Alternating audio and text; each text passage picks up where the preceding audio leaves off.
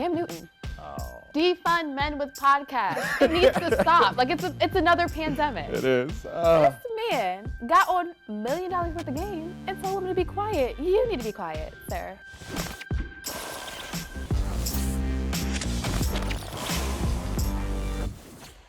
Welcome to Logged In. I'm Domonique Foxworth. Another week of social media is in the books. And as usual, I can't keep up.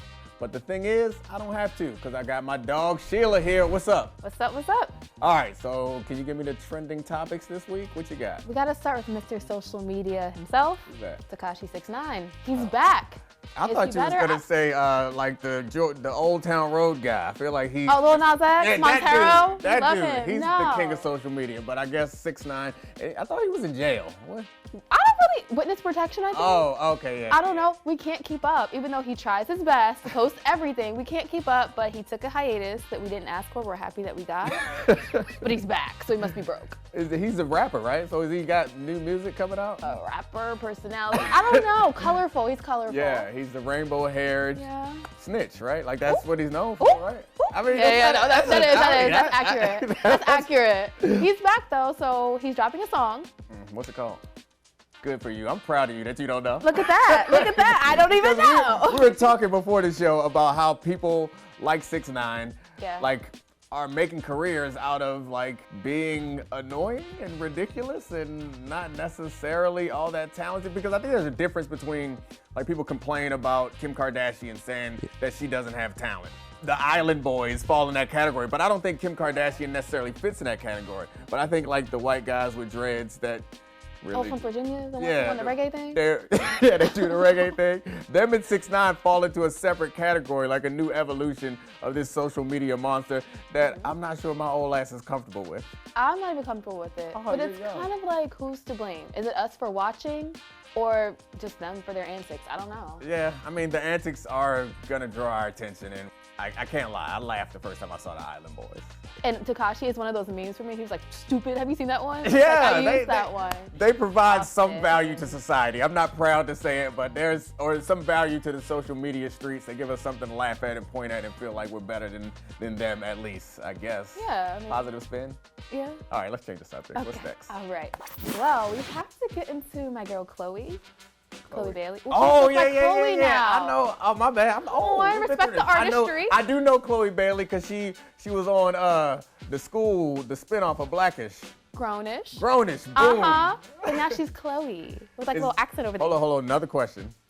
Isn't one of them, she's a twin, and one of them they're sisters, not twins. They aren't twins. Okay, well, one of them is going to be Ariel, right? And yes. This not the one. This not the one. Based on the video I saw. So there's a video, this can't be Ariel, or else we're all taking a new direction that I wasn't aware of in the last staff-wide email. I don't know. Yeah.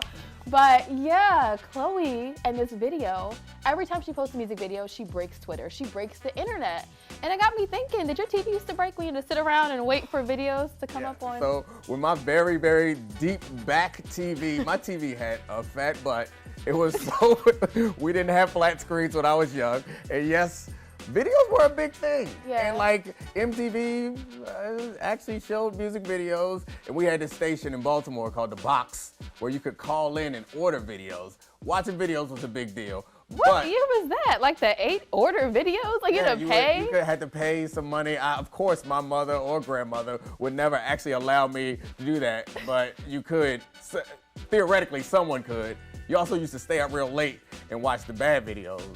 The real okay, I do remember that. You guys remember that. Yeah. BET used to have their little moment. So I watched this Chloe Bailey video, and I was made uncomfortable because she's a child, and she was way too sexy for my old ass to be looking at. Okay. All right, we go. Yeah. But it did make me think back to my youth when there were lots of really, really sexy videos, and I had to think. And the first one that came to my mind was D'Angelo. So like, I'm married to a woman and straight, but I don't care what nobody say. How does it feel? Was sexy as hell. And didn't he disappear after that?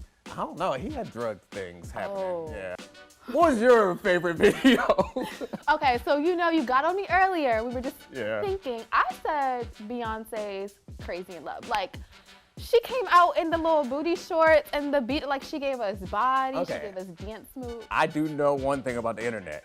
I'm not going to say anything negative about Beyonce. Don't do it. However, that video is an all-time great. Yes, I call However, she has others that are much, much greater She does. with similar titles. Like, give me Drunk in Love over Crazy in Love. As much as I appreciate Hove, the Drunk in Love hits harder to me than Crazy in Love. Seeing Beyonce on the beach is never a bad thing, and Beyonce on the beach at night too, it did do something for me too. You're right. Okay, that takes the cake. All right, we'll give it to B because we don't want Kanye mad at us.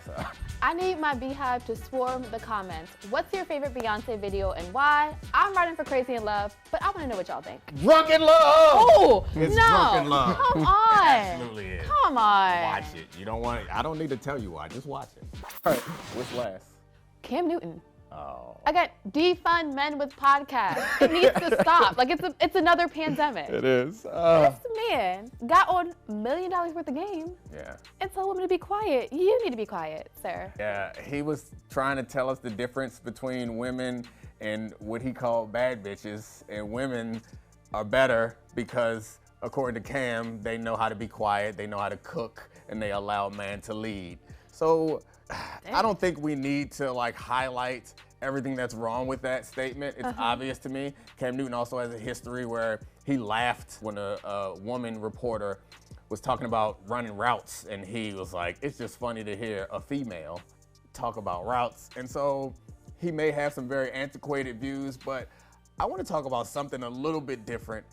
Cam Newton's a black quarterback, and I feel a responsibility to like defend black quarterbacks at almost every turn, but I can't.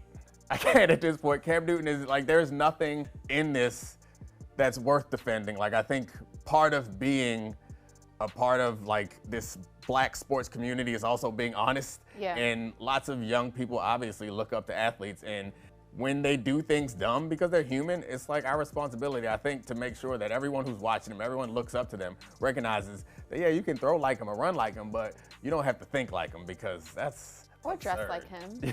You know, it's a few things we shouldn't be doing like Cam Newton. Well said, well said. But I mean, I guess I'm mansplaining on this topic like this. I should probably shut up and see what else you got to say about Cam Newton. I mean, I never charged him with being the most intellectual person out there. That's fair. But you do still have a social responsibility, especially when speaking about women. And this could be an assumption, black women though. Yeah. And that's just not the way to do it. And like, that makes me wonder, so I'm not gonna shut up. Like, especially if I got something to say. And I don't see what he's saying. Yeah. But you're talking about leading, and it doesn't look like if I were to follow you, Cam, I would be going anywhere, any place to play. Yeah, I mean, I think it's also, obviously you and I don't see whatever value is in the way that he's talking about this. Maybe he's not articulating himself clearly, but he's married. There is someone who believes that what he is doing, or at least believes in following him to some degree. I think that part of us learning and growing is also being exposed to other ways of thinking. This is not one that I would subscribe to, but I also think that he's not alone. Like, I think He's not. plenty of people are afraid to say something like this, but I think lots of people in and around this industry and any industry probably agree with what he's saying, but they know better than to say it. So I guess I appreciate him saying it so that we can have a chance to slap it down and move forward, and hopefully young people don't tag on to that sort of thinking. All right, we normally do a segment called Change My Mind, but this one is a little bit different. Change my behavior, maybe. So my friend Myron Metcalf tweeted out this very funny but also very accurate thought. Here it is. I still leave my phone number twice whenever I leave voicemails, as if people can't see the number because I belong to the early 90s. It was kind of funny and kind of true. I don't leave too many voicemails, but when I leave a voicemail, you're gonna get my number, and then I'm gonna come back and say, again, that is. With the slow, like 202. Yeah, you know? I mean, I think when you're calling like businesses, they may not have. Everyone has caller ID, bro. Like, come on. They might got an office phone. It has caller ID, and if it doesn't, I don't think I should be associated with this business. We're not in the same. Okay, so are there any habits? Like, I wonder in the future what you're gonna be doing that I'll be able to make fun of you. You're probably still gonna be on whatever social media platform. Sure am, it's gonna be taking selfies. washed by now. I don't care. I'll still be like the grandmas on Facebook. I remember when I got my first cell phone, I was in high school. You probably had one in elementary school, yeah. I was in fifth grade. And I remember texting people, and you have the number pad, and each number had like a few different letters on it, and you have to press it 3 times to get to the right letter before you go to the next letter. It was very painful. You had to find shortcuts. I know that you can't imagine the labor that went into a message, but I really meant what I sent you because it took me. Too. No. No, I had a razor, the pink razor. I wanted the Sidekick. My mom wasn't going to T-Mobile just for a phone. So I used to be like texting. I didn't have many people to text, but the text used to cost like 25 cents a message. Remember that? I don't give a damn when nobody says Sidekick is the best phone in the history of. Oh, you were one of them. I had a you wore it on Sidekick. your hip too? No, I ain't wearing it. Yeah, you did. I did not. Yeah, you did. We need some old pictures. Someone scrub your socials. We need this. I used to flip that thing up. I wrote a couple papers on my Sidekick on the flight home from games. These get degrees, okay. Damn right about that. All right, Sheila, well, this has been another week. I appreciate it. Tell the people where they can find you on these social media streets.